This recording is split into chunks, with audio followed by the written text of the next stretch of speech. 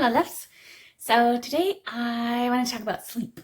I feel like I've been having a little bit of trouble sleeping lately, and that I used to have a lot of trouble sleeping.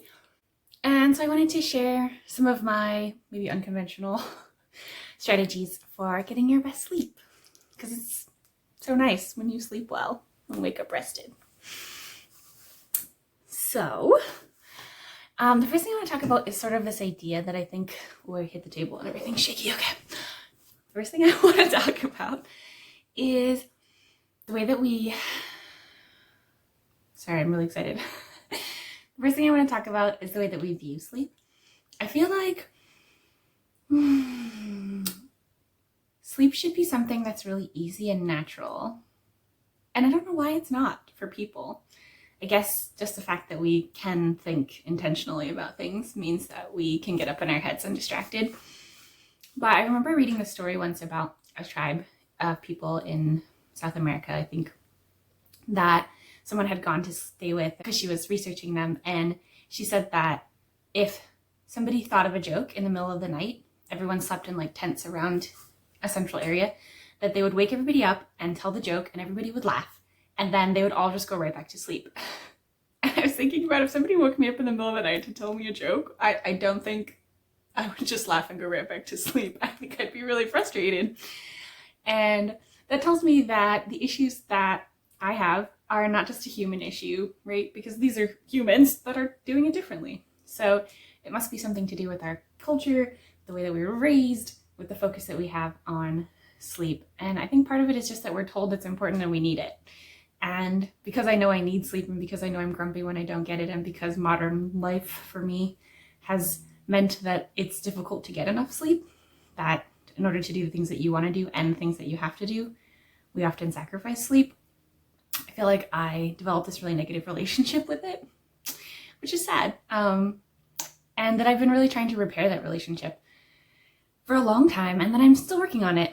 Recently, I was talking to a friend and she was saying, I love sleep. Like, it's my favorite thing. And I was like, wow, like, I would love to have such a positive, sweet relationship with sleep and not be like, oh, I have to go to sleep, and feel really resentful towards it. So my number one strategy for getting your best sleep is mindset. Reframing your mindset around sleep and creating a positive relationship with it. I think for lots of reasons, we have a negative association with sleep, with needing to sleep and having to sleep. So a few things that really helped me to reframe my mindset with sleep. One was learning that people that tend to need more sleep also tend to live longer if they get that sleep. And that really encouraged me, because I'm a person who needs a lot of sleep. I'm like a 9-hour, 10-hour a night, like happy if I get that much kind of sleeper. And that always just felt so frustrating, because I knew people that were like, I'm happy with 5 or 6 hours. And I was like, they get to live more life than me. Like, that's not fair. But maybe we're all living the same amount of life. So if you're a person who needs to sleep a lot and you feel resentful of that time, it's okay. You'll get it back. And if you're a person who doesn't need that much sleep, get the amount of sleep that you need and enjoy the time that you're awake, right? Reframe for yourself so that you can be happy and comfortable with your situation. Both sides lose something and both sides gain something. And so if you can look at it from what you're gaining instead of what you're losing, then you win. And that's what we're here to do. The other thing that really helped me shift my mindset around sleep was this practice of it's okay to just rest. Like, to just be resting. That's also helpful and healing for your body. That yes, sleep is good for your body. It resets your nervous system and your immune system, and it helps you be healthier. But just resting is also good. And so when I wake up in the middle of the night or whatever, because my mind is racing or I'm stressed out and I know I have to be up in a few hours to go to work or do this thing, and I am feeling so anxious and frustrated about it, and I'm mad that I can't go back to sleep, I can just be like, you know what? I'm resting, and that's enough, and it'll help, and my body will heal, and my brain will reset, and I'm just gonna rest. Nothing I have to do right now. I can just be. And I'll think about how comfortable my bed is and my pillow and my blankets and how sweet it is to have a safe place to sleep and to be comfortable and cozy and just really settle into that like comfortable, cozy life, you know? It's the middle of the night. There's nothing I have to do.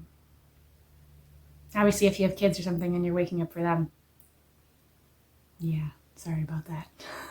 But when you come back to bed and you're frustrated because you had to be awake rocking your baby, resting is enough. And I feel like whether it's true or not, it makes my experience so much better. And that's a great goal, you know? Improve your experience, even if you can't change it. And I think that by changing my mindset, I did change it, and I do fall asleep way faster. And I don't get stuck in this cycle of negative thinking and just feel so upset and resentful that then I can't sleep, right?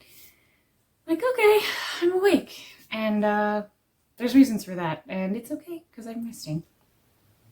Yeah.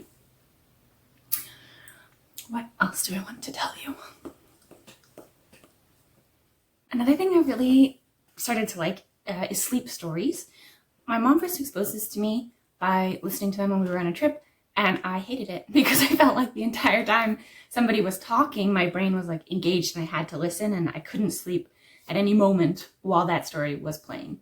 But she said that over time it really helped her get out of her head and fall asleep quickly, and I wanted that. So I started listening on Headspace, not sponsored, to different sleep meditations until I found one that I really liked, with a person's voice that I really liked, a story that felt really comfortable and cozy and not super interesting, which is funny, opposite of what I normally do, but it's a sleep story. I want to be able to fall asleep while this person is talking.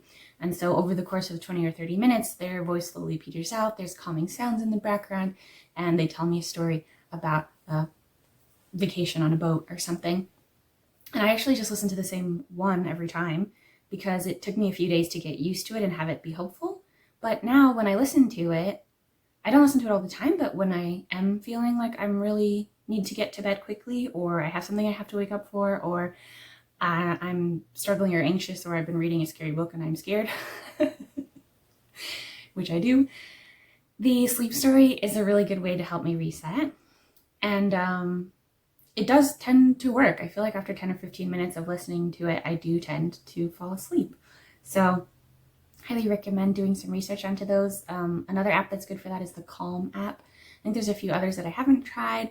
A few of them you can try for free, but I think you can search sleep stories on YouTube. Insight Timer is also an app that I've used that has a free part to it that is free to use and has a paid part too, but I just use the free version, and there's some sleep stories in there, or like calming meditation-y things you can listen to, which would probably do the same thing. So highly recommend finding something that works for you and sticking with it, or a style of thing.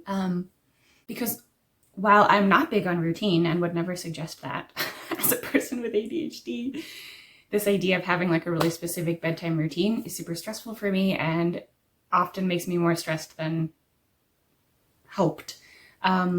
Though I do have a very small routine. You know, I brush my teeth and I get in bed and I do not look at my phone as soon as I'm in bed at night. But yeah, sort of this routine of listening to the same thing is really helpful. So I enjoy that. And just having something in your back pocket that you know works, game changer. So I highly recommend trying that out. Another maybe unconventional thing that I really like to do, I feel like it's talked about a lot now though, is like to have a really dark room without electronics. Yeah, I mean, they've done studies that show the electromagnetic radiation from our devices is bad for our health. So if you have a watch, like an Apple Watch or whatever the fancy ones that track your sleep, are you doing more harm than good? Getting as many devices as you can out of your room and just like electronically detoxing at night can be really helpful. I highly recommend trying it for a week, especially if you wake up like anxious a lot. I noticed that when I first eliminated a lot of the electronics that were in my room, I got a headache, and that can actually be a common sort of like detox symptom, like you're detoxing when you detox other things, food or whatever, that, you know, you're passing some stuff out. So the first thing that happened to me for maybe 3 days So I had a little bit of a headache that grew and then it went away. And then after that, I felt like I slept better. I woke up more rested. I was doing a lot better. There's also like EMF blocker type things you can buy. I wore a bracelet for a long time that was like an EMF blocker thing. I lost it because I lose things because I have ADHD, but I'll probably get another one. And I did feel like that helped. So another thing to try if you're really struggling, and it's not that hard, you know, just get the electronics out of your room, store them somewhere else, charge them somewhere else, and get just like a regular old low-tech alarm clock. Getting to a place where you can be a little gentler, find it a little bit funny if you're not sleeping well or things are going wrong, or you tried a sleep story and it was terrible and it kept you awake. I would definitely say try these things when you don't have a huge presentation the next morning or something. Find a time when it feels a little bit less stressful and you can start to build a positive habit and try things out for yourself, that then the next time you have a big presentation, you've got something in your back pocket that you can use. So yeah, those are my unconventional strategies for helping you get your best sleep. They're things that I use every day. And I can honestly, genuinely say that I have such a better relationship with my sleep now, and that it's not something that I absolutely dread every night, just some of the time. And that's great. And I can own that and be only mildly whiny on the nights when I don't want to sleep and I'm grumpy about it. And, you know, look at it with a little bit of kindness. I'm just a person. And I'm still working through my negative associations with sleep. Still working through feeling like it's controlling me, or I have to, or I don't want to have to, you know. But I have strategies now, and I'm so grateful for them. So I would love it if you would leave me a comment and let me know if you've tried any of these things or you want to, and if there's anything else you'd like to learn about or want me to talk about. Yeah, just let me know. So thanks for coming along with me today. I think that's all I have to say. I hope you have a lovely day, a lovely week, and a lovely life. And I'll see you next time. Bye.